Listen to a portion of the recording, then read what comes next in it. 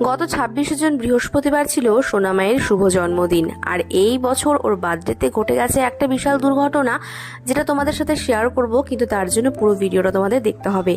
তো আমি প্রত্যেক বছর দিভাইয়ের সাথে একটু রান্নার জোগাড়ে সাহায্য করি, কিন্তু এবছর ছেলে এতটাই ছোট আর এতটাই বিরক্ত করেছে, আমি সেরকম কিছুই করতে পারিনি। কিন্তু পায়েস আর চিংড়ি মাছটা আমি করেছিলাম, কারণ আমার হাতের পায়েস খেতে গুনগুন বরাবর পছন্দ করে।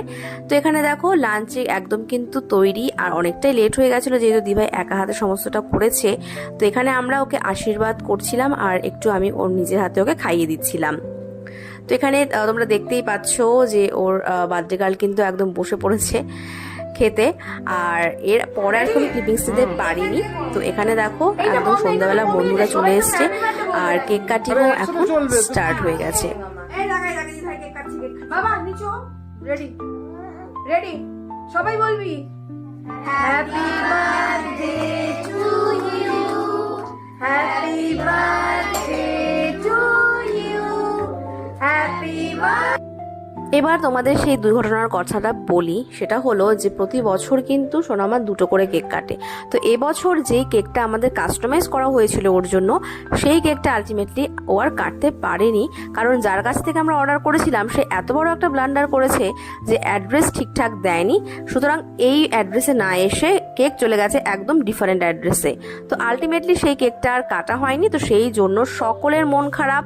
তো তোমরা বুঝতেই পারছো যে জন্মদিনে কিন্তু কেকটাই একটা মেইন ফ্যাক্টর, কিন্তু সেক্ষেত্রে আমাদের কেকটা আমরা পাইনি হাতে, সেজন্য সবার খুব মন খারাপ হয়ে গেছিল। তো এরপরে যাই হোক, হয়তো এটা ওর দুর্ভাগ্য ছিল, এবছর হওয়ার ছিল।